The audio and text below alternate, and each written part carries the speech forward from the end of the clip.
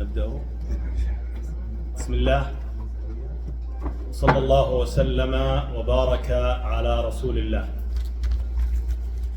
في هذه الليلة ألتقي بهؤلاء الإخوة الكرام في درس قصير في تفسير 3 سور من القرآن: الإخلاص والفلق والناس. احباب گرامی، شیخ محترم نے اللہ رب العالمین کی تعریف کرتے ہوئے نبی پاک صلی اللہ علیہ وسلم پر درود بھیجتے ہوئے کہا کہ آج کے اس مختصر سے درس میں ہم قرآن مجید سے 3 صورتوں کو پڑھنے، سمجھنے اور اس کے مفہوم کو جاننے کے لیے جمع ہوئے ہیں. وہ 3 صورتیں کون سی ہیں؟ نمبر 1 قل اللہ احد، جسے سورہ اخلاص کہتے ہیں. نمبر 2 قل اعوذ برب الناس، ہے نا، اور سورہ فلق قل اعوذ برب الفلق. یہ 3 صورتیں ہیں جن کے بارے میں آج ہم ترجمہ، تفسیر، معنی، مفہوم جانیں گے، اس کی فضیلت کیا ہے وغیرہ ساری چیزیں ہم جانیں گے. نبدأ أولا بسورة الإخلاص. أعوذ بالله من الشيطان الرجيم. بسم الله الرحمن الرحيم. قل هو الله أحد الله الصمد لم يلد ولم يولد ولم يكن له كفوا أحد. قل هو الله أحد. أحد اسم من أسماء الله، بمعنى أن الله المتفرد بصفات الكمال وبالأسماء الحسنى سبحانه وتعالى. میرے بھائیو، شیخ محترم نے کہا کہ سب سے پہلے ہم سورہ اخلاص سے شروع کرتے ہیں. سورہ اخلاص شیخ نے پڑھی. بسم اللہ الرحمن الرحیم. قل هو اللہ احد اللہ الصمد لم یلد ولم یولد ولم یکن له کفوا احد. کیسے پڑھتے ہیں؟ نہیں، کفوا احد کیسے پڑھتے ہیں؟ کفوا احد. یہ سورہ اخلاص ہے. شیخ نے کہا کہ اللہ تعالیٰ فرماتے ہیں قل هو اللہ احد. احد کیا ہے؟ اللہ رب العالمین کے ناموں میں سے ایک نام ہے نا. اس کے بعد شیخ آگے کی باتیں بتائیں گے. قل هو اللہ احد، قل هو رب الفلق اور ساری چیزیں ہم پڑھیں گے انشاءاللہ. شیخ نے ابھی پہلے کیا کہا ہے؟ قل هو اللہ احد. احد کیا ہے؟ اللہ کے ناموں میں سے ایک نام ہے. نعم. الله الصمد. الصمد اسم من أسماء الله الحسنى، والصمد بمعنى صاحب الصفات الكاملة والذي تتجه إليه جميع المخلوقات. الصمد الذي تحتاجه جميع المخلوقات وتفتقر إليه جميع المخلوقات. شیخ نے کہا اللہ تعالیٰ فرماتے ہیں اللہ الصمد. کیا کہتے ہیں اللہ تعالیٰ؟ اللہ الصمد. صمد کا معنی کیا ہے؟ صمد کے بارے میں شیخ نے کہا کہ صمد جو ہے جیسے الاحد اللہ تعالیٰ کے ناموں میں سے ایک نام، ویسے الصمد بھی اللہ تعالیٰ کے ناموں میں سے ایک نام ہے. پھر شیخ نے کہا الصمد کا معنی کیا ہے؟ الصمد کا معنی یہ ہے کہ جس ذات کے سارے مخلوقات محتاج ہوں اور جس کی طرف ساری کی ساری مخلوقات متوجہ ہوتی ہوں، اور ہر اپنے ضرورت میں ساری مخلوقات اس کی محتاج ہوں، اس ذات کو کیا کہتے ہیں؟ اس ذات کا جو عربی میں اللہ تعالیٰ نے ذکر کیا ہے الصمد، وہ اس کا معنی ہے الصمد. ٹھیک ہے؟ مطلب کیا ہے؟ صمد کا معنی کیا سمجھ گئے؟ جس ذات کی ساری مخلوقات محتاج ہوں اور اس کی طرف متوجہ ہوتی ہوں ہر ضرورت میں. وہ ذات کون ہے؟ الصمد اللہ رب العالمین کی صفت ہے، اللہ رب العالمین کا ایک نام ہے. فالمسلم المؤمن الموحد يتجه إلى الله وحده في كل ما يحتاج، فلا يتجه لأحد، لأي مخلوق، لا ولي ولا ميت ولا حجر ولا شجر وإنما يتجه إلى الله وحده لا شريك له. میرے بھائیو، شیخ محترم نے فرمایا کہ جتنے بھی موحد ہیں، جتنے بھی مومن لوگ ہیں، وہ سب کس کی طرف متوجہ ہوتے ہیں؟ اللہ رب العالمین کی طرف متوجہ ہوتے ہیں. کسی اور کی طرف اللہ کو چھوڑ کر وہ متوجہ نہیں ہوتے، کسی اور سے اپنی ضرورت اور حاجت نہیں مانگتے ہیں. اگر ان کو ضرورت ہوتی ہے، ان پر کوئی مصیبت آتی ہے، کوئی پریشانی آتی ہے، تو وہ کس کی طرف متوجہ ہوتے ہیں؟ کس سے مانگتے ہیں اور کس سے جو ہے وہ امید رکھتے ہیں؟ صرف اللہ تعالیٰ سے. نہ کسی ولی سے، نہ کسی مردے سے، نہ کسی جو ہے پیر سے، نہ کسی قبر والے سے، نہ کسی اور ذات سے. صرف اور صرف وہ متوجہ ہوتے ہیں تو کس کی جانب ہوتے ہیں؟ اللہ کی جانب متوجہ ہوتے ہیں. کون لوگ؟ جو توحید والے ہیں، جو ایمان والے ہیں صحیح معنوں میں، جو توحید والے ہیں، جو ایمان والے ہیں صحیح معنوں میں، ہے نا. ورنہ آپ دیکھیں گے بہت سارے لوگ قبر کی پوجا کرتے ہیں، جا کر کے قبر سے مانگتے ہیں، ولی سے مانگتے ہیں، پیر سے مانگتے ہیں، بابے سے مانگتے ہیں. حالانکہ ہم کو یہ جاننا چاہیے کہ اللہ تعالیٰ کے سبھی لوگ محتاج ہیں. اللہ کے حکم کے بغیر اور اللہ رب العالمین کے علاوہ کوئی ذات ہمیں کوئی چیز دے نہیں سکتی. کوئی نفع و نقصان اللہ کے علاوہ کوئی ہمیں نہیں پہنچا سکتا ہے نا. تو جو توحید والے ہوتے ہیں کس کی عبادت کرتے ہیں؟ کس کی طرف متوجہ ہوتے ہیں؟ اللہ کی طرف متوجہ ہوتے ہیں. لم يلد ولم يولد. الله سبحانه وتعالى ليس له ولد ولا زوجة. وفي هذه الآية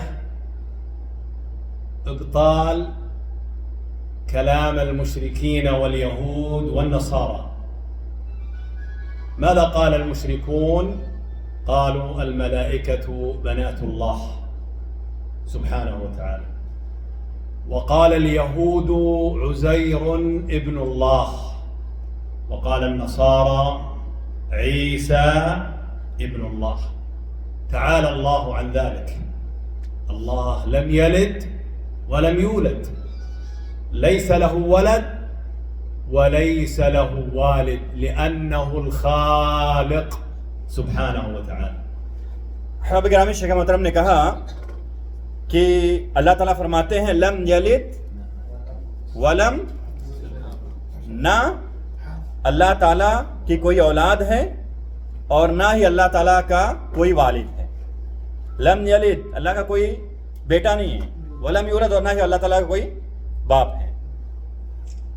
ان دونوں آیتوں کے ذریعے سے کتنے مختصر الفاظ میں اللہ رب العالمین نے مشرکین پر بھی رد کی ہے، جو کیا کہتے ہیں؟ فرشتے اللہ کی بیٹیاں ہیں. مشرک لوگ جو نبی پاک کے زمانے میں تھے وہ کیا کہتے تھے؟ فرشتے اللہ کی بیٹیاں ہیں، ہے نا. ان پر بھی اللہ تعالیٰ نے رد کیا. اور اللہ تعالیٰ نے رد کیا یہودیوں پر بھی، جو کیا کہتے ہیں؟ عزیر اللہ تعالیٰ کے بیٹے ہیں، ہے نا. یہودی جو ہیں وہ کیا کہتے تھے؟ عزیر علیہ السلام اللہ تعالیٰ کے بیٹے تھے. اور عیسائی کیا کہتے ہیں؟ کہ عیسیٰ علیہ السلام اللہ تعالیٰ کے بیٹے تھے. اور اللہ تعالیٰ نے کیا کہا؟ لم یلد ولم یولد. نہ اللہ تعالیٰ کا کوئی بیٹا ہے، نہ اللہ تعالیٰ کی کوئی بیٹی ہے، نہ اللہ تعالیٰ کا کوئی باپ ہے، کوئی والد ہے. لم یلد ولم یولد، مختصر سے الفاظ میں اللہ تعالیٰ نے تمام لوگوں پر رد کر دیا کہ اللہ بے نیاز ہے، اللہ اکیلا ہے، اللہ نہ کسی کا باپ ہے، نہ اللہ کسی کا بیٹا ہے. تو ہمیں اس سورت سے کیا فائدہ ملتا ہے؟ اگر کوئی کہتا ہے عیسیٰ اللہ تعالیٰ کے بیٹے ہیں تو ہمیں کیا کہنا ہے ان سے؟ اللہ تعالیٰ کیا کہتا ہے؟ لم یلد. اللہ تعالیٰ کے کیسے بیٹے ہو سکتے ہیں عیسیٰ علیہ السلام؟ اللہ تعالیٰ کے بیٹے نہیں ہو سکتے. عزیر اللہ تعالیٰ کے بیٹے نہیں ہو سکتے. فرشتے اللہ رب العالمین کے جو ہے خاص مخلوقات ہیں. اللہ رب العالمین نے ان کو جو ہے خاص طور پہ پیدا کیا ہے، وہ پاکیزہ جو ہے مخلوقات ہیں، ہے نا. اب کوئی اگر آپ کے ذہن میں اشکال نہیں فرشتے تو اللہ تعالیٰ کی بیٹیاں ہیں، تو ہم کیا کہیں گے؟ اللہ تعالیٰ کا کوئی بیٹا بیٹی نہیں ہے نا. کوئی کہے عیسیٰ علیہ السلام اللہ تعالیٰ کے بیٹے ہیں، ہم کیا کہیں گے؟ یہی سورہ اخلاص اگر ہم صحیح معنوں میں سمجھ جائیں تو تمام باطل عقیدے جو ہیں وہ سب ختم ہو جائیں گے. تو اللہ تعالیٰ نے کیا کہا؟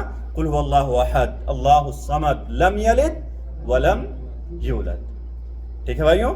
تو ہم سمجھ گئے نا. اللہ قل هو اللہ احد اللہ الصمد لم یلد ولم یولد. یہاں تک ہم نے اب جان لیا ہے کیا کیا باتیں ہمیں پتہ چلیں، کن چیزوں پہ اللہ تعالیٰ نے رد کیا ہے. یہ ساری باتیں ہمارے ذہن میں ہونا چاہیے.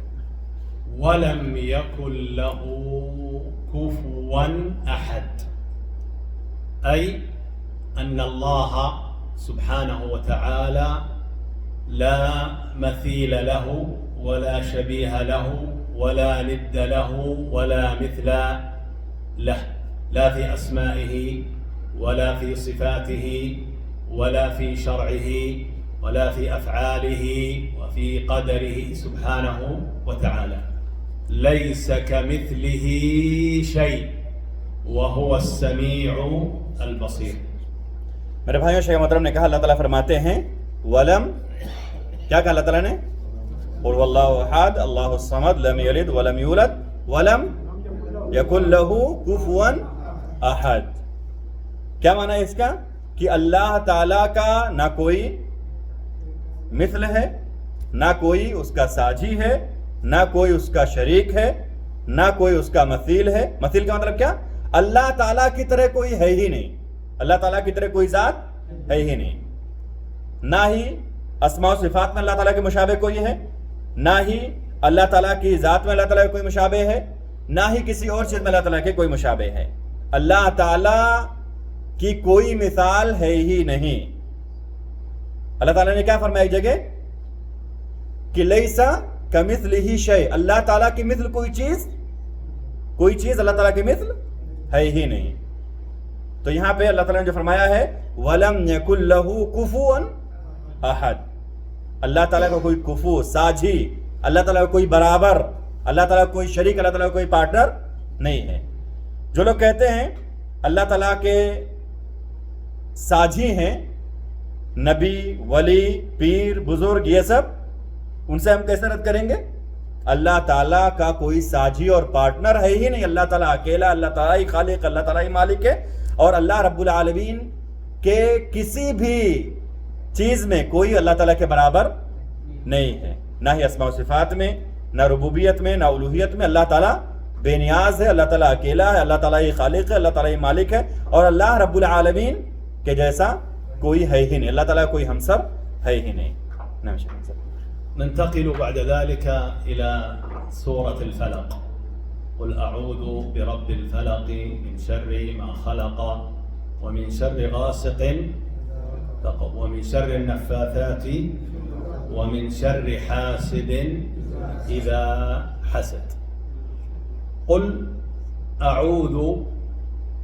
أعوذ ألتجئ وأعتصم بالله وأحتمي بالله، ألجأ إلى الله وحده. هذه الاستعاذة، أعوذ أي أعتصم وألجأ إلى الله وحده الذي هو رب الفلق، أي رب الصباح، رب الصبح، الإصباح، الذي خلق الصبح وأتى بالنور بعد الظلام. فالمسلم المؤمن يعتصم ويلجأ إلى هذا الرب سبحانه وتعالى الذي خلق هذا النور وهذا الصباح بعد الظلام. میرے بھائیوں، شیخ محترم نے کہا کہ اب ہم اس کے بعد سورہ فلق کی طرف منتقل ہوتے ہیں. اب سورہ فلق کو ہم پڑھنا شروع کرتے ہیں، اس کو سمجھنا شروع کرتے ہیں. اللہ تعالیٰ نے ارشاد فرمایا قل اعوذ برب الفلق من شر ما خلق. آخر تک شیخ نے اس سورت کو پڑھا. پھر شیخ نے کہا کہ اللہ تعالیٰ کیا کہتے ہیں؟ قل اعوذ برب الفلق. اعوذ کا مطلب کیا ہے؟ پناہ چاہنا ہے نا، کہیں اپنے آپ کو قلعہ بند کرنا، کہیں اپنے آپ کو حفاظت میں رکھنا. کس کا معنی ہے؟ اعوذ کا معنی ہے استعاذہ. جو ہم کہتے ہیں نا، استعاذہ ایک عبادت ہے. مطلب ہم ہمیشہ اللہ رب العالمین کی پناہ چاہیں ہر قسم کی شر سے، ہر قسم کی شر سے، ہر قسم کی آفت سے. ہمیں کس کی پناہ چاہنی چاہیے؟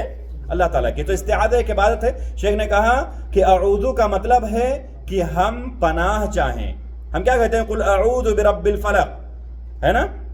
صبح کو لانے والے رب ہے نا، صبح کے رب کی ہم پناہ چاہتے ہیں. تو اعوذ کا مطلب کیا ہے؟ پناہ چاہنا. امجد، اعوذ کا مطلب کیا ہے دوست؟ پناہ چاہنا، حفاظت میں آنا، اپنے آپ کو پروٹیکٹ کرنا، یہ اعوذ کا مطلب ہے. رب الفلق، یہاں پہ اللہ تعالیٰ نے جو کہا ہے قل اعوذ برب الفلق، اے نبی پاک صلی اللہ علیہ وسلم آپ کہہ دیجئے کہ میں اللہ تعالیٰ کی یا صبح کے رب کی پناہ چاہتا ہوں. فلق کا معنی ہے صبح، فلق کا معنی کیا ہے؟ صبح. رب الفلق، فلق کو صبح کے معنی میں ہم کیوں کر رہے ہیں یہاں پہ ترجمہ؟ کیونکہ اللہ تعالیٰ جو ہے رات کے بعد جب رات کی تاریکی ہوتی ہے تو گویا رات کی تاریکیوں کو چیرتے ہوئے صبح کی روشنی ظاہر ہوتی ہے نا. تو یہ بہت بڑی نعمت ہے اللہ رب العالمین کی طرف سے کہ اللہ تعالیٰ صبح کی روشنی ہمیں عطا کرتا ہے. اگر ہم سوچیں کہ پوری زندگی ہماری رات ہی رات رہے، تو اگر ہماری پوری زندگی جو ہے اس میں رات ہی رات رہے اور صبح ہو ہی نہ، تو ہماری زندگی کا نظام چل پائے گا؟ تو یہ دن کا آنا رات کی تاریکی کے بعد یہ اللہ تعالیٰ کی نعمتوں میں سے ایک بہت بڑی نعمت ہے. تو یہاں پہ شیخ محترم نے کہا کہ اللہ تعالیٰ فرما رہے ہیں قل اعوذ برب الفلق، نبی پاک صلی اللہ علیہ وسلم آپ کہہ دیجئے کہ میں صبح کے رب کی پناہ چاہتا ہوں. فالمسلم إذن يستعيذ برب الفلق. يستعيذ من ماذا؟ مما ذكر الله في هذه السورة. أولا ذكر من شر ما خلق، من الشرور كلها، بما يعني أنك تطلب من ربك وحده أن يحميك من الشرور والأضرار والآفات التي تحصل في هذه الدنيا، وكذلك أيضا يوم القيامة من شر النار، من شر ما خلق، من الشياطين، من الجن، من شرور الإنس، من أي شر. والشر ضد الخير، خير وشر. فأنا كمسلم أستعيذ بالله وأطلب منه أن يحفظني وأن يحميني من جميع الشرور لأنه هو الحافظ وحده. میرے بھائیوں، شیخ محترم نے یہاں پہ کہا کہ اللہ تعالیٰ آگے فرما رہے ہیں من شر ما خلق، جن چیزوں کو اللہ تعالیٰ نے پیدا کیا ان کے شر سے میں پناہ چاہتا ہوں. کس کی؟ صبح کے رب کی. ایک مسلمان کو چاہیے کہ وہ اللہ تعالیٰ کی پناہ حاصل کرنے کی کوشش کرے، ہمیشہ اللہ تعالیٰ سے دعا کرے کہ اللہ تو مجھے اپنے پناہ میں رکھ، اللہ تو مجھے اپنے حفاظت میں رکھ، اللہ تو مجھے پروٹیکشن دے. یہ دعا ہمیشہ ایک مسلمان کو کرنی چاہیے، کیونکہ اللہ تعالیٰ نے نبی پاک صلی اللہ علیہ وسلم کو مخاطب کرتے کیا کہا؟ قل اعوذ برب الفلق. کن چیزوں سے پناہ چاہنا چاہیے؟ ہر چیز کی شر سے، انسانوں کی شر سے، جناتوں کی شر سے، چوپایوں کے شر سے، جن چیزوں میں شر ہے نا، تمام چیزوں کی شر سے ہمیں پناہ چاہنی چاہیے. دنیا کے اندر بھی اور آخرت میں بھی ہمیں جہنم کی شر سے پناہ چاہنی چاہیے. اور کس سے پناہ مانگنی ہے ہمیں؟ کس سے حفاظت کا سوال کرنا ہے ہمیں؟ اللہ تعالیٰ. کیونکہ اللہ تعالیٰ ہی اکیلا ہماری حفاظت کرنے والا ہے، اس کے علاوہ کوئی اور ہماری حفاظت کرنے والا نہیں ہے. تو ہمیں ہمیشہ اللہ رب العالمین کی جو صبح کا رب ہے نا، اس سے پناہ چاہنی چاہیے. کس سے؟ تمام مخلوقات کی شر سے، دنیا کے اندر بھی اور آخرت کے اندر بھی. الثاني من شر غاسق إذا وقب. الغاسق الليل، الغاسق الليل إذا وقب، إذا أظلم وغطى بظلامه الكون.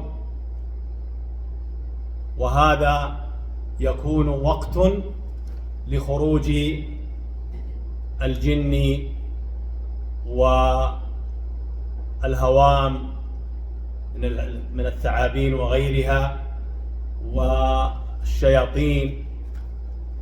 ولهذا المسلم يستعيذ بالله من شر الليل وما فيه ومن شر ما يظهر في هذا الظلام. احباب گرامی، شیخ محترم نے اس کے بعد کہا کہ اللہ تعالیٰ نے اس کے بعد کیا کہا ہے؟ قل اعوذ برب الفلق، اس کے بعد من شر ما خلق، پھر اس کے بعد کیا کہا؟ شر غاسق اذا وقب. غاسق کا معنی کیا ہے؟ رات. غاسق کا معنی کیا ہے؟ رات. اذا وقب کا معنی کیا ہے؟ جب رات بالکل تاریک ہو جائے. اس کی شر سے اللہ تعالیٰ کہہ رہے ہیں نبی وسلم کو اس سے آپ پناہ مانگیے، اس سے آپ اللہ تعالیٰ سے، اس کے شر سے آپ پناہ چاہیے اللہ تعالیٰ سے، کہ اللہ تعالیٰ رات کی تاریکی کے شر سے پناہ دیں. من شر غاسق اذا وقب. شیخ کہہ رہے ہیں کہ یہاں پہ اللہ تعالیٰ نے رات کی تاریکی سے پناہ مانگنے کو کیوں کہا ہے؟ کیونکہ عام طور پہ جتنے بھی نقصان دہ چیزیں ہوتی ہیں، سانپ بچھو اور یہ ساری چیزیں، جتنی بھی چیزیں تکلیف دینے والی ہوتی ہیں، شیطان اور جن وغیرہ بھی عام طور پہ کب نکلتے ہیں؟ رات کے وقت ہی نکلتے ہیں. اس لیے اللہ رب العالمین نے کہا کہ تم ان کے شر سے اللہ تعالیٰ کی پناہ چاہو. اللہ تعالیٰ نے کیا کہا؟ قل اعوذ برب الفلق من شر ما خلق ومن شر غاسق اذا وقب. غاسق کا مطلب ہم سمجھ گئے نا، غاسق کیسے کہتے ہیں؟ غاسق کا معنی کیا ہے؟ رات. اور اذا وقب مطلب جب تاریک ہو جائے. قل اعوذ برب الفلق، میں اللہ تعالیٰ کی پناہ چاہتا ہوں. نبی پاک آپ کہہ دیجئے کہ میں اللہ تعالیٰ کی پناہ چاہتا ہوں. کس سے؟ اللہ تعالیٰ جو صبح کا رب ہے اس کے میں پناہ چاہتا ہوں. کس سے؟ من شر ما خلق، جن جن چیزوں کو اللہ تعالیٰ نے پیدا کیا ان سب کے شر سے میں پناہ چاہتا ہوں. ومن شر غاسق اذا وقب، اور رات کے تاریکی کے شر سے جب وہ بالکل اندھیری ہو جائے. ٹھیک ہے؟ نعم شیخ. الأمر الثالث الذي نستعيذ بالله منه ومن شر النفاثات في العقد، وهذا المراد به السحر. مراد به السحر الذي يفعله السحرة والساحرات،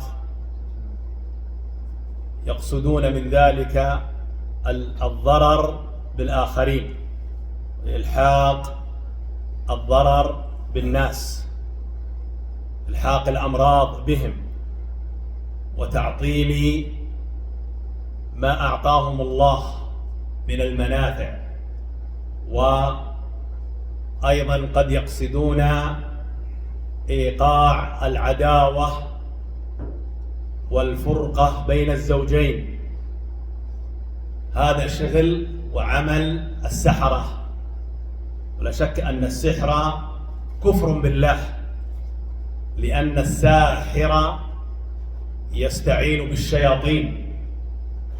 ومن شر النفاثات في العقد أي أننا نستعيذ بالله أن يحفظنا من السحر ومن السحرة وأن يبطل عملهم. میرے بھائیوں، شیخ محترم نے کہا کہ اللہ رب العالمین نے تیسری چیز جس سے پناہ مانگنے کا حکم دیا ہے وہ کیا ہے؟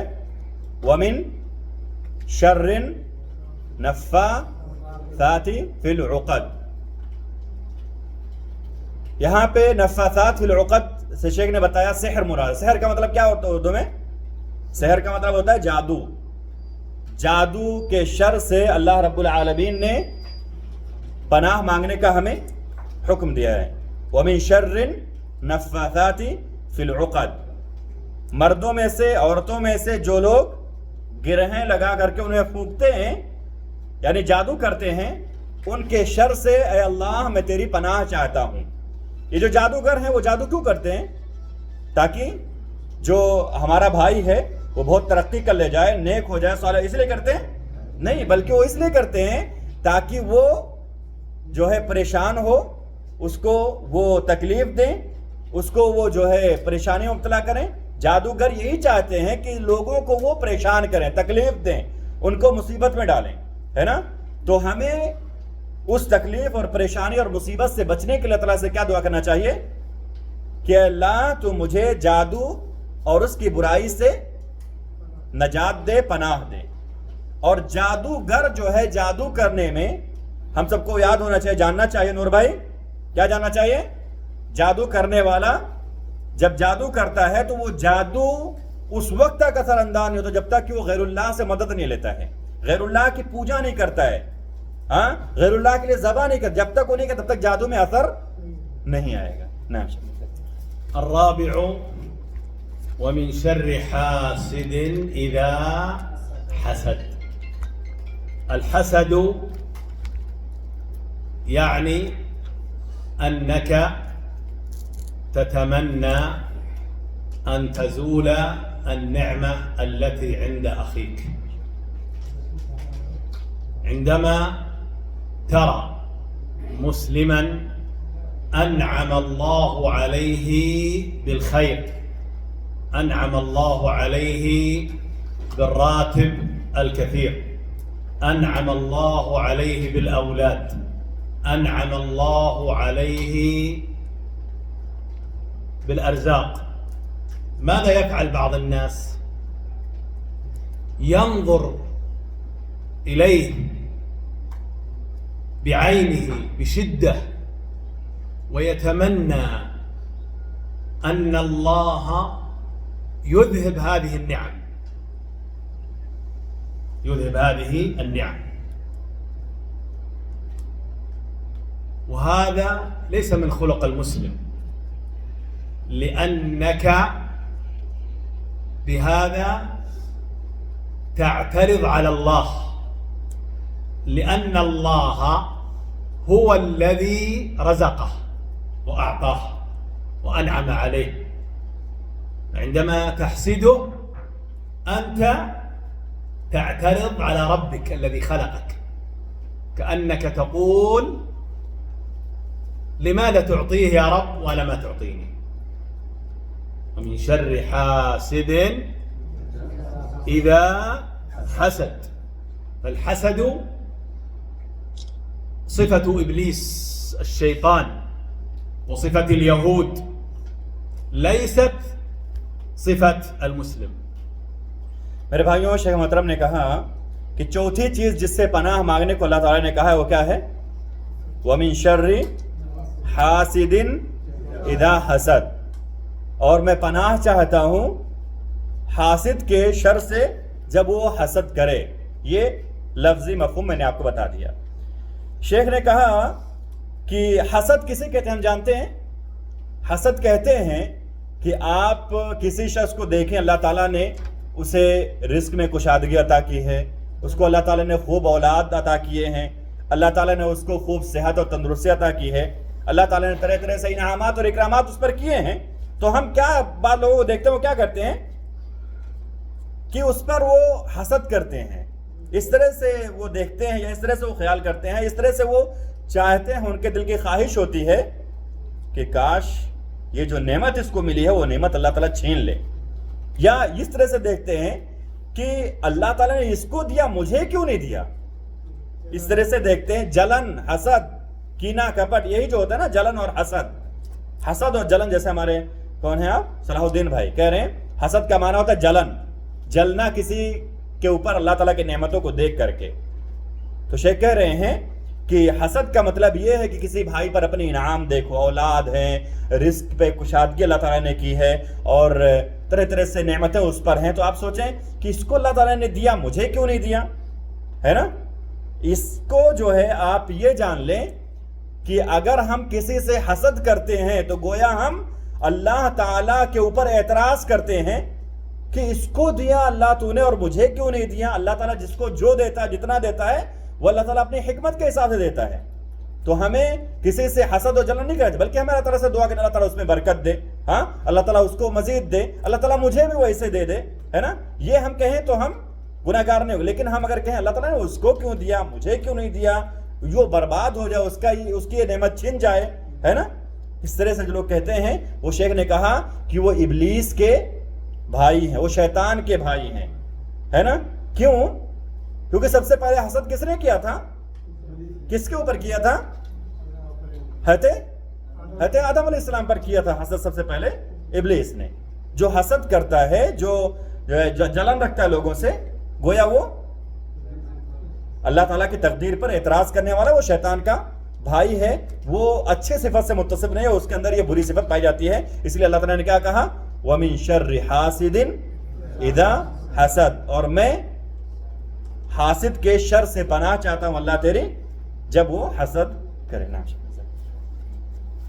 قل لهم أتريدون أن تكونوا إخوانا لإبليس واليهود الذين يحسدون. میرے بھائیوں, شیخ محترم نے کہا کہ کیا ہم اور آپ یہودیوں اور ابلیس کے بھائی بننا چاہتے ہیں؟ اگر حسد ہمارے اور آپ کے اندر ہے تو گویا ہم ان کے بھائی ہیں. اس لیے اس صفت کو ہم ختم کر دیں, ہے نا. اگر ہم چاہتے ہیں کہ ان کے بھائی نہ بنے یہودیوں کے اور ابلیس کے, تو ہمیں حسد کو چھوڑنا ہوگا. یہودیوں نے نبی صلی اللہ علیہ وسلم سے حسد کیا تھا نا. وہ جانتے تھے اور وہ جانتے ہیں کہ نبی صلی اللہ علیہ وسلم حق ہیں. حالانکہ بہت سارے جو ہے نصوص جو دیکھتے ہیں نا نبی صلی اللہ علیہ وسلم کے زمانے میں جو یہودی تھے ان کے بارے میں, وہ جانتے تھے کہ نبی صلی اللہ علیہ وسلم نبی ہیں, لیکن انہوں نے نبی نہیں مانا, حسد کیا. تو شیخ نے کیا کہا کہ اگر آپ چاہتے ہیں کہ یہودیوں کے اور ابلیس کے بھائی بنے تو آپ حسد کر سکتے ہیں, اور اگر چاہتے ہیں کہ ان کے بھائی نہ رہیں تو آپ کو حسد چھوڑنا ہوگا. حسد یہودیوں کے اور ابلیس کی صفت ہے. تو حسد مطلب ابلیس اور یہودیوں کے بھائی بننا ہے ہمیں, اور آپ کو نہیں بننا ہے نا, تو اس کو چھوڑنا ہوگا. وإبليس واليهود في جهنم. ابلیس اور یہودی کہاں ہوں گے؟ جہنم میں ہوں گے. جانا ہے وہاں پہ تو حسد کو چھوڑنا ہوگا. السورة الثالثة سورة الناس. قل أعوذ برب الناس ملك الناس إله الناس من شر الوسواس الذي يوسوس في صدور الناس من الجنة والناس. أعوذ كما تقدم في سورة الفلق. قل أعوذ برب الفلق. في هذه السورة نستعيذ برب الناس اللي هو الله, وملك الناس اللي هو الله, إله الناس اللي هو الله, رب الناس الذي خلقهم ورزقهم وأوصل إليهم كل خير ومنع عنهم كل شر. میرے بھائیوں, شیخ محترم نے کہا کہ اب ہم تیسری سورت کی طرف بڑھتے ہیں. تیسری سورت کون سی ہے؟ سورہ ناس. قل اعوذ برب الناس ملک الناس الہ الناس من شر الناس. یہ پوری سورت شیخ نے پڑھی. اس کے بعد شیخ نے کہا کہ اعوذ جو ہے اس کا معنی ہم جان چکے. اعوذ کا مطلب کیا ہے؟ پناہ مانگنا, حفاظت چاہنا, پروٹیکشن چاہنا. کس سے؟ اللہ تعالیٰ سے. جیسا کہ سورہ قل اعوذ برب الفلق میں, سورہ فلق کے اندر یہ بات گزر چکی ہے. تو اعوذ کا مطلب ہم نے جان لیا. قل اعوذ برب الناس. اے نبی پاک آپ کہہ دیجئے کہ میں لوگوں کے رب سے, لوگوں کے پالنہار سے, لوگوں کے پیدا کرنے والے, لوگوں کے خالق اور مالک سے, ہے نا, پناہ چاہتا ہوں. کس سے؟ ابھی آگے آ رہا ہے. یہ لوگوں کا مالک کون ہے, لوگوں کا رب کون ہے, لوگوں کا پالنہار کون ہے؟ اللہ تعالیٰ. قل اعوذ برب الناس. یہاں پہ کیا کہا؟ میں لوگوں کے رب سے پناہ چاہتا ہوں, ہے نا. اور کس سے پناہ چاہتا ہوں؟ ملک الناس, لوگوں کے مالک سے پناہ. لوگوں کا مالک کون ہے؟ الہ الناس, لوگوں کے معبود سے پناہ چاہتا ہوں. لوگوں کا معبود کون ہے؟ قل اعوذ برب الناس ملک الناس الہ الناس. یہ تینوں جو صفات ہیں, رب الناس, ملک الناس, الہ الناس, یہ کس کی صفات ہیں؟ کون ہے یہ؟ اللہ رب العالمین کی ذات ہے. اللہ ہی ہمارا رب ہے, ہمارا پالنے والا ہے, ہمیں رزق دینے والا ہے, ہمیں کھلانے والا, ہمیں پلانے والا کون ہے؟ اللہ تعالیٰ ہی ہے. ملک الناس, ہم سب کا مالک کون ہے؟ تمام چیزوں کا مالک کون ہے؟ اللہ تعالیٰ ہے. الہ الناس, الہ کا مطلب کیا ہے؟ معبود جس کی عبادت کی جانی چاہیے، ہے نا؟ وہ کون ہے؟ کون ذات ہے وہ؟ قبر ہے نا، مورتی ہے نا، پتھر ہے نا، درخت ہے نا، نبی ولی نا، الہ کون ہے؟ صرف اور صرف اللہ ہے، اللہ کے علاوہ کسی اور کی عبادت نہیں۔ الذي يتصف بهذه الصفات الرب المالك الإله هو وحده الذي يحميك، وهو وحده الذي ينجيك.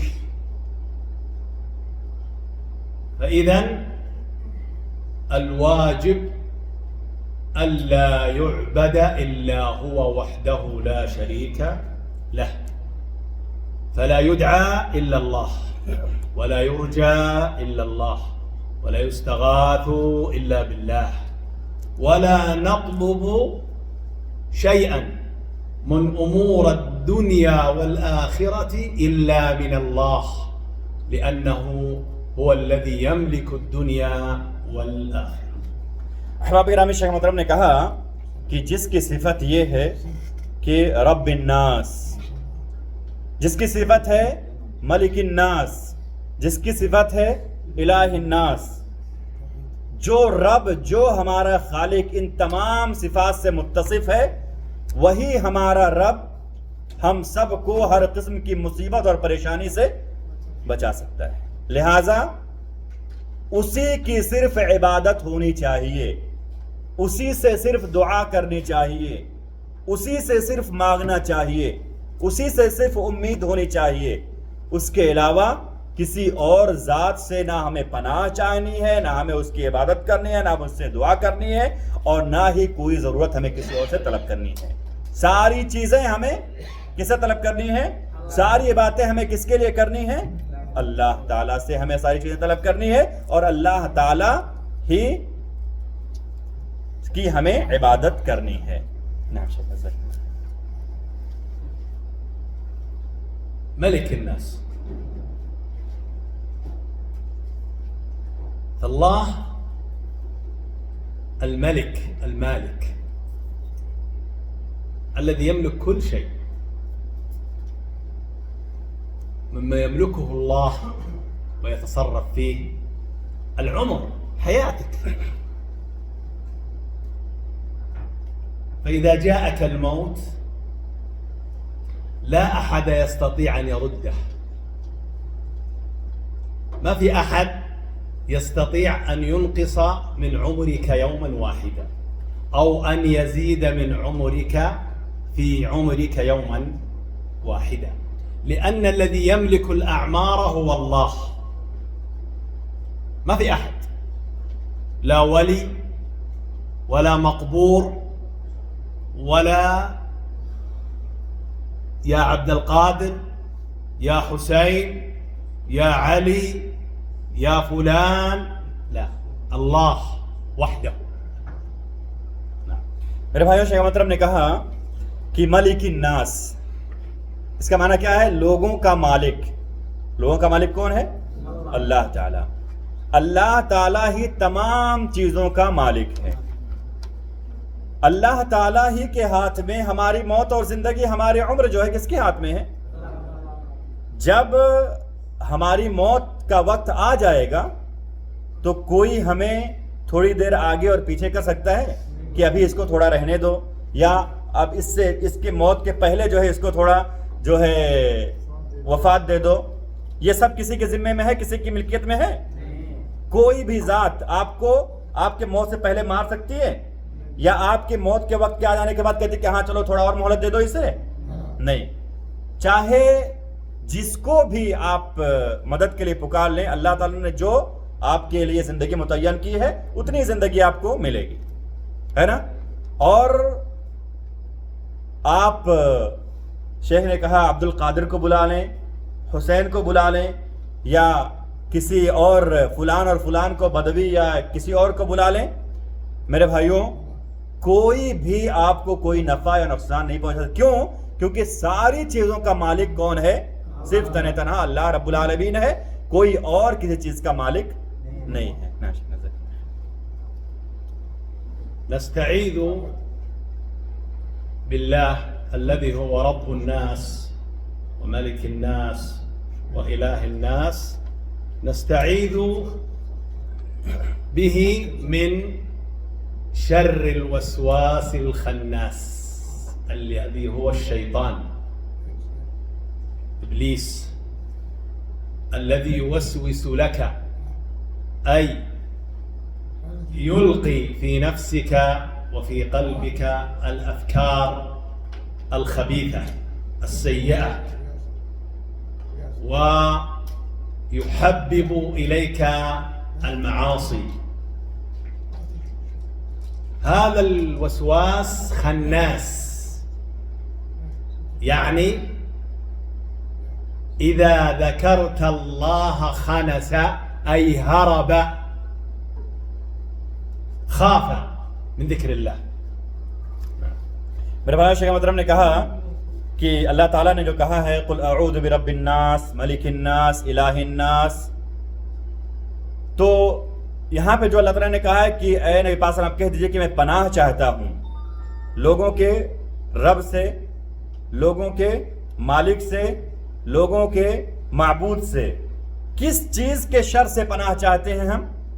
من شر الوسواس الخناس، کس سے پناہ چاہتے ہیں؟ شیطان کے وسوسوں کے شر سے ہم پناہ چاہتے ہیں۔ خناس کا معنی ہم جانتے ہیں کیا ہوتا ہے؟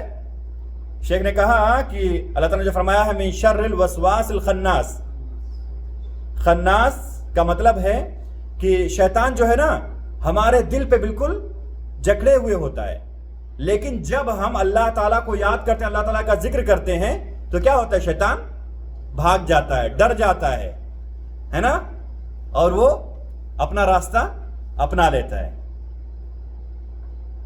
تو خناس کا مطلب یہی ہے کہ میں شیطان کے وسوسے کے شر سے اے اللہ تیری پناہ چاہتا ہوں۔ تو وسوسہ شیطان ڈالتا ہے نا ہمارے دل کے اندر، ہمارے جو ہے افکار کے اندر، ہے نا، ہمیں طرح طرح کی باتیں بتاتا ہے کہ یہ سوچو، وہ سوچو، یہ کرو، وہ کرو، برائیوں کی جو ہے خواہش ہمارے دل کے اندر ڈالتا ہے کہ برائی کرو، برائی کرنے میں کیا جاتا ہے وغیرہ، اس طرح کی باتیں ہمارے دل میں شیطان ڈالتا ہے نا۔ اس کا مال کھا لو، اس کا مال کھا لو، ہمارے جو ہے شیطان ہمارے دل میں ڈالتا ہے نا۔ یہ وسوسے جو آتے ہیں، نبی پاک صلی اللہ علیہ وسلم کو اللہ تعالیٰ نے کہا کہ اے نبی پاک صلی اللہ علیہ وسلم آپ کہیے کہ میں شیطان کے شر، وسوسے کے شر سے اے اللہ تیری پناہ چاہتا ہوں۔ تو سب سے اہم چیز جو ہے یہاں پہ جاننا کہ خناس کسے کہتے ہیں۔ اگر کوئی پوچھے خناس کیا ہے تو آپ کہیں گے خناس کا مطلب ہے شیطان۔ خناس کا مطلب کیا ہے؟ شیطان۔ اس کی صفت یہ کیوں پڑی؟ شیطان کو خناس کیوں کہا گیا؟ خناسا کا مطلب ہوتا ہے بھاگنا۔ کیوں شیطان کو خناس کہا گیا؟ کیونکہ شیطان انسان کے اوپر مسلط ہوئے رہتا ہے، لیکن جب اللہ تعالیٰ کا ذکر کیا جائے تو شیطان بھاگ جاتا ہے، اس لیے اس کو کیا کہا گیا؟ خناس کہا گیا۔ فالمسلم يذكر الله كثيرا، لا إله إلا الله، سبحان الله، الحمد لله، الله أكبر، لا حول ولا قوة إلا بالله، سبحان الله وبحمده، سبحان الله العظيم. ذكر، يذكر الله، يقرأ القرآن، لأن هذا الذكر يحميك من الشيطان، يبعد عنك الشيطان، لا يأتيك الشيطان ويزين لك الشر، اقتل فلان، خذ مال فلان، افعل كذا من الشر، لا، دائما لا إله إلا الله، سبحان الله، الحمد لله، الله أكبر، لا حول ولا قوة إلا بالله، سبحان الله وبحمده، سبحان الله العظيم، والذاكرين الله كثيرا والذاكرات، اذكروا الله ذكرا كثيرا۔ میرے بھائی شیخ محترم نے کہا کہ ایک مسلمان کو چاہیے کہ وہ زیادہ سے زیادہ اللہ تعالیٰ کا ذکر کرتے رہے۔ اللہ اکبر، سبحان اللہ، الحمدللہ، لا حول ولا قوة الا باللہ، ہے نا، سبحان اللہ وبحمدہ، سبحان اللہ العظیم، یہ ساری دعائیں ہم پڑھتے رہیں، اس طرح سے اللہ تعالیٰ کو ہم یاد کرتے رہیں۔ کیوں؟ اس طرح سے جب ہم اللہ تعالیٰ کو یاد کریں گے تو اللہ رب العالمین ہمیں شیطان سے محفوظ رکھیں گے، شیطان ہم سے دور رہے گا، اور شیطان ہمارے دلوں کے اندر وسوسے نہیں ڈالے گا کہ اس کا مان لو، اس کو جو ہے تکلیف پہنچاؤ، اس کو جو ہے تکلیف پہنچاؤ، اس کو اذیت دو۔ ہم اللہ تعالیٰ کو یاد کرتے رہیں گے، اور اللہ رب العالمین نے قرآن مجید میں بہت ساری جگہوں پر ہمیں کثرت سے اللہ کا ذکر کرنے کا حکم دیا ہے نا۔ اللہ تعالیٰ نے ہمیں کہا ہے کہ کثرت سے اللہ تعالیٰ کو یاد کرتے رہو، اور اللہ رب العالمین نے کہیں یہ کہا ہے کہ جو لوگ اللہ تعالیٰ کا زیادہ سے زیادہ ذکر کرتے ہیں، جو لوگ زیادہ سے زیادہ اللہ تعالیٰ کو یاد کرتے ہیں، اللہ رب العالمین نے ان کے لیے بہت اچھے اچھے مقامات تیار کر رکھے ہیں جنت کے اندر، ہے نا۔ وَالذَّاكِرِينَ اللَّهَ كَثِيرًا وَالذَّاكِرَاتِ، اس طرح سے اللہ تعالیٰ نے کیا کہا، اذکروا اللہ، ہے نا، زیادہ سے زیادہ ہم اذکروا اللہ ذکرا کثیرا، ہے نا۔ اس طرح سے اللہ تعالیٰ نے ہمیں کثرت سے جو ہے اپنا ذکر کرنے پر ابھارا ہے، تو ہمیں چاہیے کہ ہم کثرت سے اللہ تعالیٰ کو یاد کریں۔ فائدہ کیا ہوگا؟ شیطان بھاگے، کیونکہ اس کی صفت کیا ہے کہ جب اللہ تعالیٰ کا ذکر کرو گے نا تو شیطان ہم سے بھاگ جائے گا، دور ہو جائے گا، اور جب اللہ تعالیٰ کے ذکر سے دور رہو گے تو شیطان آ کے ہمارے ساتھ کھائے گا، ہمارے ساتھ پیے گا، ہمارے ساتھ سوئے گا، اور وہ ہمارا دوست بن کر کے رہے گا، اور جس کا دوست شیطان ہو جائے گا شیطان اس کو برباد کر دے گا۔ فاحذر الغفلة، لا تغفل عن ذكر الله. إذا غفلت عن ذكر الله استولى عليك الشيطان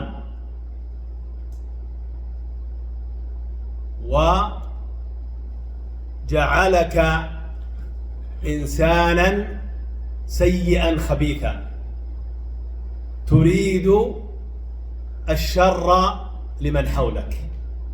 احذر الغفلة، لا تكن غافل، لا تكن غافلا، فإن الله سبحانه وتعالى حذر نبيه محمدا صلى الله عليه وسلم من الغفلة.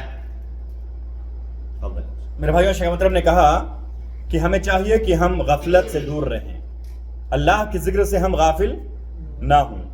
اگر ہم اللہ رب العالمین کے ذکر سے غافل ہو جائیں گے تو شیطان ہمارے اوپر مسلط ہو جائے گا، اور جب شیطان ہمارے اوپر مسلط ہو جائے گا تو ہمیں برا انسان، خبیث انسان بنا دے گا، ہم اچھے انسان نہیں رہیں گے۔ جب شیطان ہمیں برا کر دے گا تو ہمیں شیطان ابھارے گا کہ تم فلاں کے ساتھ برا کرو، فلاں کے ساتھ برا کرو، فلاں کا برا سوچو، فلاں سے حسد کرو، فلاں سے جلن رکھو، فلاں کو جو ہے تم گالی گلوچ کرو۔ شیطان جس کا جو ہے جس کے اوپر مسلط ہو جائے، شیطان انسان کو برا بنا دیتا ہے۔ تو ہمیں چاہیے کہ ہم اللہ کے ذکر سے غافل نہ ہوں، غفلت سے ہم بچیں، غفلت سے خبردار رہیں۔ نبی پاک صلی اللہ علیہ وسلم کو اللہ رب العالمین نے غفلت سے خبردار کیا ہے اور کہا ہے کہ آپ غافل ہونے والوں میں سے نہ ہو جائیں۔ وفي الآية الأخيرة يقول الله سبحانه وتعالى من الجنة والناس، أي أن الشياطين نوعان، شياطين جن وشياطين إنس. شياطين الجن لا نراهم، يوسوسون لنا ويزينون لنا المعاصي والفواحش والشر، لكن لا نراهم، فما سلاحنا معهم؟ الاستعاذة والإكثار من ذكر الله. النوع الثاني من الشياطين شياطين الإنس، معك في العمل، معك في الغرفة، معك في الشارع، قد يكون هذا الشيطان. ويقول الشيخ ابو نواف شيطان الجوال. نعم، قد يكون الجوال شيطانا، فالشياطين شياطين جن وشياطين إنس. كيف يكون شيطان إنس؟ يأتي إليك شيطان الإنس، يا فلان هيا بنا نفعل بفلان كذا، نقتل فلان، نأخذ ماله، فلان اليوم استلم الراتب، هيا لنقتله ونأخذ الراتب. هذا الشيطان. فهنا تنتبه لشيطان الإنس جليس السوء الذي يريد أن يضيعك ويضيع عليك دينك وقد يوصلك إلى السيف. میرے بھائی شیخ محترم نے کہا کہ اللہ تعالیٰ نے سورت کے آخر میں کیا کہا ہے؟ من الجنتی والناس. اس سے پہلے اللہ نے کیا نے کہا تھا؟ من شر الوسواس الخناس. خناس مطلب شیطان ہے نا. چلو وہاں پہ ہم لوگوں نے دیکھا تھا من شر الوسواس الخناس. خناس کے ہے نا وسوسے کے شر سے میں اللہ کی پناہ چاہتا ہوں. یہاں پہ اللہ نے کیا کہا؟ من الجنتی والناس. مطلب کیا شیخ نے کہا کہ انسانوں میں سے بھی شیطان ہوتے ہیں اور جناتوں میں سے بھی شیطان, یعنی شیطانوں میں سے شیطان ہوتے ہیں اور انسانوں میں سے بھی شیطان ہوتے ہیں. جو جناتوں میں سے شیطان ہوتے ہیں ان کو ہم دیکھتے ہیں کہ ہاں دیکھو یہ آ رہا ہے نا. دیکھتے ہیں ان کو ہم لوگ نہیں, ہے نا, ان کو ہم نہیں دیکھتے ہیں. بس وہ ہمارے دل کے اندر وسوسے ڈالتا ہے, ہمیں برائی پر ابھارتا ہے اور ہم ان کو دیکھ نہیں سکتے. تو ان کے خلاف ہمارا جو ہے ہتھیار کیا ہونا, ان کے خلاف ہمارا سلاح کیا ہونا چاہیے کہ ہم اللہ تعالیٰ کی پناہ چاہیں اور اللہ تعالیٰ کو ہم کثرت سے اللہ تعالیٰ کا ذکر کرتے رہیں. اللہ تعالیٰ کا ہم ذکر کرتے رہیں, ہے نا, دعائیں پڑھتے رہیں, اذکار پڑھتے رہیں, اللہ رب العالمین کو یاد کرتے رہیں, اللہ تعالیٰ سے پناہ چاہتے رہیں. تو اس طرح سے ان کے جو ہے ہم شر سے بچ جائیں گے. یعنی جناتوں کے اندر جو شیطان ہیں ان کے شر سے ہم بچ جائیں گے. کب؟ جب ہم اللہ تعالیٰ کو یاد کریں گے. یہاں پہ جو ہے شیخ ابو نواف نے جو ہے کہا کہ جو جوال ہے نا وہ بھی شیطان ہے. تو صحیح میں جوال بھی شیطان ہے کہ نہیں. کتنا ہمارا وقت یہ برباد کرتا ہے کہ نہیں. تو ہمیں اس سے بھی بچنا چاہیے. ہم دیکھو جوال کے ذریعے سے ہم کتنے اچھے چیز سن سکتے ہیں. یہ دیکھو محاضرہ ابھی الحمدللہ جو ہو رہا ہے نا, یہاں پہ شیخ کی بات ہی میری بات ریکارڈ ہو رہی ہے, اور آپ جو موبائل لے کے بیٹھے ہوئے ہیں اور تصویر بنانے کیا ضرورت تھی اس کی؟ آپ جا کے وہاں پہ ہمارے چینل پہ دیکھ سکتے تھے. ہاں تو يصور شكل من بداية المحاضرة إلى الحين يصور مع أنه هنا مسجل وينزل على اليوتيوب لكن الحمد لله جزاك الله خير. تو میرے بھائیوں موبائل سے ہم کتنی چیزیں ہم سیکھ سکتے ہیں, اچھی چیزیں ہے نا, لیکن ہم اچھی چیزوں کے تھوڑا جاتے ہیں اور برائی میں گھنٹوں گھنٹے لگا دیتے ہیں, ہے کہ نہیں. تو موبائل سے ہمیں بچنا چاہیے. شیخ نے کہا کہ یہ بھی جو ہے شیطان کے صورت میں آ سکتا ہے. اس کے بعد شیخ نے کہا کہ انسانوں میں سے بھی جنات ہوتے ہیں, شیطان ہوتے ہیں. انسانوں میں سے بھی جنات جیسے کیسے؟ ہمارے روم میں ہمارے ساتھ ہوتا ہے شیطان, ہے نا. انسان ہوتا ہے وہ سمجھ لو کبھی کبھار شیطانی کرتے ہیں. ہمارے عمل میں مطلب جہاں پہ ہم کام کر رہے ہیں وہاں پہ, ہے نا. یہ طرح سے چوراہے پہ شیخ نے کہا شارے پہ بھی شیطان ہمیں ملتا ہے. کس طرح سے؟ شیطان وہ یہ نہیں ہوتا کہ اس کے دو سینگ ایسے ہوتے ہیں شیطان کی طرح, جنات کی طرح, اور وہ جو ہے شیطان بنتا ہے, وہ نہیں, بلکہ وہ اپنی بات سے جو ہے شیطانی کرتا ہے اور انسان کو بہکاتا ہے کہ چلو فلاں کے ساتھ ہم برا کرتے ہیں, ہے نا. فلاں کی آج تنخواہ آئی ہے اور راتب کا نزول ہے اس کا, چلو اس کو ہم لوٹ لیتے ہیں, قتل کر دیتے ہیں, ہے نا. یہ کون کرتا ہے؟ شیطان. کون لوگ شیطان؟ وہ شیطان نہیں آتا پیسہ چھیننے کے لیے, اس کو ضرورت نہیں پیسے کی, وہ کہیں سے چاہے اٹھا کے کھا سکتا ہے نا. یہ کون ہے؟ انسانوں میں جو شیطان ہوتا ہے اس طرح سے وسوسے اور جو ہے ہمیں برائیوں کی طرف ابھارتے ہیں, ہے نا. تو ہمیں کیا کرنا چاہیے؟ ایسے لوگوں سے خبردار, ایسے لوگوں سے ہمیں دور رہنا چاہیے. اور ہمیں دوست کیسے بنانا چاہیے؟ دوست ہمیں کیسے بنانا چاہیے امجد؟ اچھے لوگوں کو دوست بنانا چاہیے, ایسے لوگوں کو نہیں بنانا چاہیے جو شیطانی کرتے ہوں, شیطانی پر آمادہ ہوتا ہے اور لوگوں کو نقصان پہنچاتے ہوں.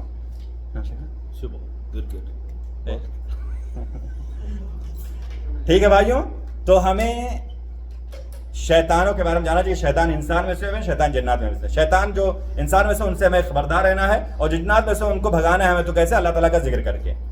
ٹھیک ہے نا. شيطان إنس يودي إلى السجن تم القبض, شبو, مخدرات, سجن. هذا شيطان إنس. هذا مسلم يأتي إلى المملكة العربية السعودية عشان رزق, يدور رزق, بابا ماما ولد كله هناك, يبغى فلوس.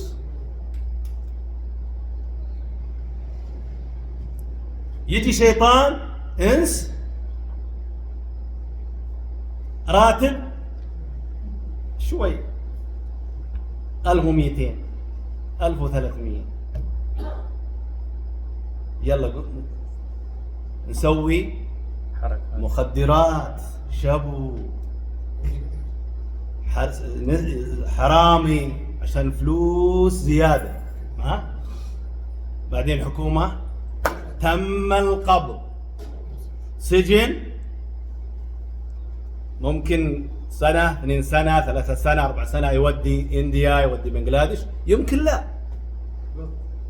أليس كذلك؟ تم القبض. ترجمة لهم دي أهم شيء دي. میرے بھائیوں، شیخ محترم نے کہا کہ انسانوں میں سے جو شیطان ہوتے ہیں وہ انسان کو جیل تک پہنچا سکتے ہیں. یہ بات بہت ہی اہم ہے میرے بھائی، اس کے بارے میں ہم متنبہ رہیں. انسانوں میں سے جو شیطان ہوتے ہیں وہ جو اصلی شیطان ہوں ان سے بھی زیادہ خطرناک ہوتے ہیں. یہ انسان کو تلوار تک پہنچا سکتے ہیں، جیل تک پہنچا سکتے ہیں. ہم انڈیا سے، پاکستان سے اور اپنے اپنے ممالک سے کیوں آئے ہیں؟ پیسہ کمانے کے لیے، اپنے بچوں کے لیے حلال رزق کمائیں، ہے نا، اپنے والدین کے لیے حلال رزق کمائیں. لیکن یہاں پہ جب ہم آتے ہیں تو ہم جان کے آتے کہ ہماری تنخواہ اتنی ہی ہے، لیکن شیطان آ کے یہاں پہ آپ کو بہکاتا ہے کہ دیکھو، ہے نا، ہماری تنخواہ تو اتنی ہی ہے، ہماری اتنی تنخواہ ہے، چلو ہم ایک کام کرتے ہیں، یہ سب جو مال مٹیریل آتا ہے نا وہ لوگوں میں عام کرتے ہیں اور اس سے زیادہ پیسہ آئے گا. چلو چور اور ڈکیتی کرتے ہیں، حرامی بن جاتے ہیں اور اس کے بعد جا کر کسی کا مال چھینیں گے اور پیسہ زیادہ آ جائے گا. اور ایسے بہکاوے میں انسان آ جاتا ہے، انسانی شیطان ہوتا ہے یہ، ہے نا، بہکاوے میں آ جاتا ہے. اس کے بعد کیا ہوتا ہے؟ جیسے شیخ نے کہا تم القبض، ہے نا، ایک حرامی کو یا ایک جو ہے نشے والی چیز کو فروخت کرنے والے کو پولیس نے پکڑ لیا ہے اور 3 سال کی 4 سال کی جو ہے جیل ہے، اور ہو سکتا ہے کہ اس کے بعد آپ کو بنگلہ دیش، انڈیا، پاکستان، نیپال پہنچایا جائے، اور ہو سکتا ہے کہ یہیں پہ گردن بھی کریں. کچھ سزائیں ایسی، اور یہاں پہ ماشاءاللہ سعودی عرب کے اندر کیا ہے؟ اسلامی سزا ہے، اور آپ کو جہاں پہ جو سزا اسلامی آپ اس کے مستحق ہو گئے تو آپ چاہے جتنے ہی بڑے ہوں آپ نہیں بچ سکتے ہیں. تو ہم یہاں پہ دھیان دیں کہ انسانوں میں جو شیطان ہے جو ہمیں اس طرح سے ورغلاتے ہیں کہ آپ کی تنخواہ کتنی ہے، ہماری تنخواہ کتنی ہے، اگر ہمیں زیادہ کمانا ہے نا تو چلو یہ کام کرنا پڑے گا. اگر بھائیوں ایسے لوگوں سے ہم بچ کر کے رہیں. ہم 2 لقمہ کم کھائیں لیکن حلال کا کھائیں. ہم یہاں پہ آئے ہوئے ملک سعودی عرب میں رزق کمانے کے لیے، ہمیں پتا تھا، ہم نے کانٹریکٹ پہ سائن کیا تھا. اب ہم یہاں پہ آ کے اگر شیطان کے بہکاوے میں ہو جاتے اور کہتے کہ ہماری راتب تو کم ہے، آپ کو پہلے ہی نہیں آنا چاہیے بھائی صاحب. آپ وہی کرتے. آپ آئے تو آپ صبر کریں، جتنا آپ کا کانٹریکٹ ہے اتنا جو ہے آپ پورا کریں، اور اگر نہیں آپ کو جم رہا ہے تو کانٹریکٹ ختم ہونے کے بعد چلے جاؤ، واپس نہ آئے، ہے نا، آپ کے پاس تو راستہ ہے. لیکن شیطان کے بہکاوے میں اگر آپ آ گئے اور اپنے غلط ساتھیوں کے بہکاوے میں آ گئے تو یاد رکھیں کبھی آپ کے بارے میں بھی یہ آ سکتا ہے کہ یہ فلاں چیز بیچتے ہوئے، فلاں چیز کو ترویج دیتے ہوئے پکڑا گیا، اس کو اتنا جیل ہوئی اور اس کے بعد میں اس کی گردن کاٹ دی گئی. یا اور آج کل جان لینا کہ آپ کا نام لے کر کے، آپ کہاں کے ہیں وہ سب بتا کر کے اعلان ہوتا ہے.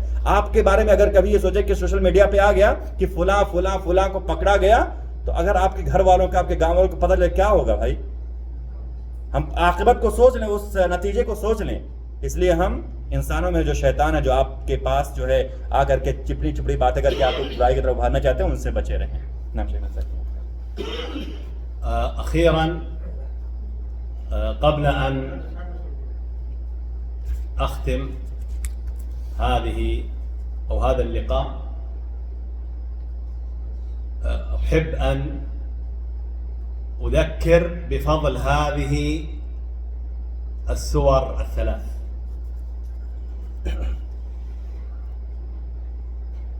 يشرع للمسلم كل صباح أن يقرأ هذه السور 3 مرات، وفي المساء 3 مرات، من أذكار الصباح وأذكار المساء، لأنها تحفظك بإذن الله سبحانه وتعالى. وعند النوم تقرأ الإخلاص والفلق والناس أيضا 3 مرات. كيف الطريقة؟ طريقة أقرأ قل أعوذ برب الفلق، قل أعوذ برب الناس، قل هو الله أحد،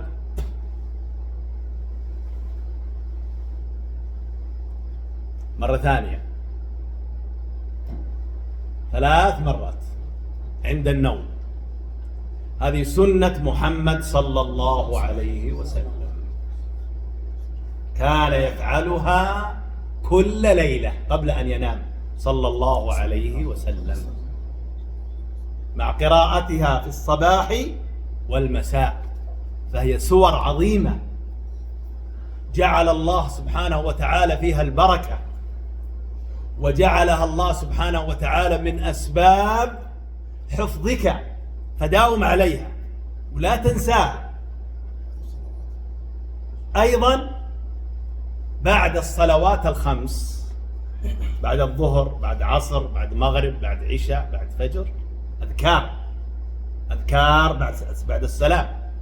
آية الكرسي، قل هو الله أحد مرة، قل أعوذ برب الفلق مرة، قل أعوذ برب الناس مرة واحدة.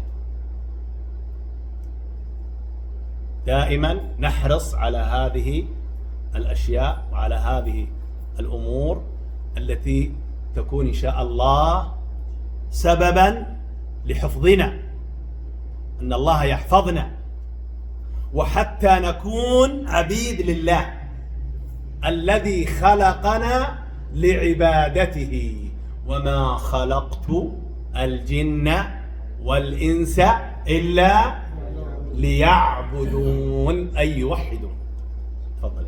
میرے بھائیوں، شیخ محترم نے کہا کہ آخر میں قبل اس کے کہ میں آج کے اس تقریر کو ختم کروں، میں آپ کو یہ بتا دوں کہ یہ جو تینوں صورتیں ہیں یہ بہت ہی اہم اور بہت ہی فضیلت والی صورتیں ہیں۔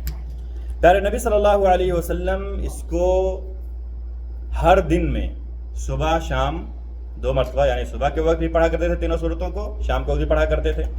اسی طرح سے آپ صلی اللہ علیہ وسلم اس کو سونے کے وقت بھی پڑھا کرتے تھے۔ کس طرح سے؟ شیخ نے کہا کہ ہم 3 مرتبہ سورہ اخلاص کو پڑھیں، ہر مرتبہ پڑھنے کے بعد ہاتھ میں پھونکے، اور اس کے بعد میں اپنے چہرے پہ، اپنے پورے بدن پہ، جہاں جہاں تک میرا ہاتھ پہنچ رہا ہے، آپ کا ہاتھ پہنچ رہا ہے، وہاں تک اپنے بدن پہ مسح کریں گے، ہے نا۔ سورہ اخلاص پڑھنے کے بعد 3 مرتبہ، ہے نا، سورہ جو ہے فلق پڑھیں، اسی طرح سے کریں، سورہ ناس پڑھیں، اسی طرح سے کریں، ہے نا۔ اور یہ جو ہے نبی پاک صلی اللہ علیہ وسلم کی سنت ہے، آپ صلی اللہ علیہ وسلم خود یہ کام کیا کرتے تھے، ٹھیک ہے۔ تو ہمیں چاہیے کہ ہم ان صورتوں کو پڑھتے رہیں۔ اسی طرح سے ہر فرض نماز کے بعد نبی پاک صلی اللہ علیہ وسلم سے ان صورتوں کا پڑھنا ثابت ہے۔ مطلب ہمیں چاہیے کہ ہم ان صورتوں کو پڑھیں، کیونکہ یہ صورتیں جو ہیں ان میں برکت ہے نا، اور ان میں جو ہے اللہ رب العالمین کی طرف سے ہمیں حفاظت بھی حاصل ہوتی ہے ان کے پڑھنے سے۔ تو ہم اس کو پڑھتے رہیں اور ان صورتوں کا ہم اہتمام کرتے رہیں۔ یہ صورتیں بہت ہی عظیم اور فضیلت والی بہت اہم صورتیں ہیں۔ کیوں ہم پڑھیں؟ تاکہ اللہ رب العالمین سے برکتیں ہم حاصل کر سکیں، اللہ تعالیٰ کی طرف سے ہم جو ہے حفاظت حاصل کر سکیں، اور ہم اللہ کے بندے بن کر کے رہیں۔ اللہ تعالیٰ نے ہمیں کیوں پیدا کیا ہے؟ اپنی عبادت کے لیے پیدا کیا ہے۔ تو اللہ تعالیٰ کے حکم کے مطابق جب ہم زندگی گزارتے رہیں گے، مطلب ہم اللہ تعالیٰ کے بندے بنے رہیں گے۔ اور اگر ہم اپنی منمانی کرتے ہوئے زندگی گزاریں گے تو ہم اللہ تعالیٰ کے بندے نہیں کہلائیں گے۔ اللہ تعالیٰ نے کیا فرمایا ہے؟ وَمَا خَلَقْتُ الْجِنَّ وَالْإِنسَ إِلَّا لِيَعْبُدُونَ، میں نے انسانوں کو، جناتوں کو کیوں پیدا کیا ہے؟ صرف اپنی عبادت کے لیے۔ تو ہم یہ سب جو صورتیں ہیں چھوٹی چھوٹی، یہ سورہ اخلاص کس کو نہیں یاد ہے؟ قل هو اللہ احد قل اعوذ برب الفلق بالناس کس کو نہیں یاد ہے؟ یہ ساری تینوں صورتیں کس کو نہیں یاد ہے؟ سب کو یاد ہیں، لیکن ہم پڑھتے ہیں کیا صبح میں، شام میں؟ ہم نمازوں کے بعد پڑھتے ہیں کیا؟ ہم جب سونے جاتے ہیں تو پڑھتے ہیں کیا؟ اس بارے میں ہمیں دھیان دینا ہے، اس کو ہمیں پڑھنا ہے۔ اگر ہمیں برکت چاہیے، اگر ہمیں اللہ تعالیٰ کی حفاظت چاہیے، اگر ہمیں اللہ رب العالمین کا بندہ بن کے رہنا ہے، تو یہ تینوں صورتیں ہمیں جو اوقات بتائے گئے ہیں، صبح میں، ہے نا، سو کر اٹھنے کے بعد، فجر کی نماز پڑھنے کے بعد، ظہر کی نماز پڑھنے کے بعد، عصر کی نماز پڑھنے کے بعد، شام میں مغرب سے پہلے، مغرب کے بعد، عشاء کے بعد، سونے کے وقت، ان کو ہمیں پڑھنے کا اہتمام کرنا چاہیے۔ بہت ساری برکتیں، بہت ساری فضیلتیں ہمیں حاصل کرنا چاہیے۔ في الختام أسأل الله سبحانه وتعالى أن يجعل هذا المجلس في موازين حسناتنا، وأن يغفر لنا، وأن يرحمنا، وأن يجمعنا في الجنة. وجزاكم الله خيرا وشكرا لكم، والسلام عليكم ورحمة الله وبركاته۔ میرے بھائیوں، شیخ محترم نے کہا کہ آخر میں اللہ تعالیٰ سے دعا کرتا ہوں کہ اللہ رب العالمین ہماری اس حاضری کو ہمارے لیے قبول فرمائے، ہمارے میزان حسنات میں اسے شامل کرے۔ اللہ تعالیٰ ہم سب کو جنت والوں میں سے بنائے، اللہ تعالیٰ ہم سب کو نیک اعمال کرنے والوں میں سے بنائے، اور اللہ تعالیٰ آپ لوگوں کے جو ہے اس حاضری کو قبول فرمائے اور آپ کے جہود کو قبول فرمائے، اور اللہ رب العالمین آپ کو اپنے حفظ و امان میں رکھے، اور اللہ تعالیٰ ہم سب کو اس طرح کی مجلسوں میں حاضر ہونے کی توفیق عطا فرمائے۔ اور شیخ نے بہت ساری دعائیں اور کی، اور اس کے بعد اللہ تعالیٰ سے اس مجلس کے اختتام پر دعا کرتے ہوئے اپنے اس پروگرام کو ختم کیا۔ اللہ تعالیٰ سے ہم دعا کرتے ہیں کہ اللہ رب العالمین شیخ محترم کو جہود قبول فرمائے، اور شیخ محترم کا ہم اپنی طرف سے، آپ کی طرف، مکتب کی ذمہ داری کی طرف سے شکریہ ادا کرتے ہیں۔ شکرا لکم شیخنا علی هذه بارك الله فيكم، وان شاء الله ما تكون هذه فرصه خير يعني لا بد تتكرر ان شاء الله. جزاكم خير، القادم اكثر ان شاء الله. الله يبارك فيكم شيخنا، شكرا لكم.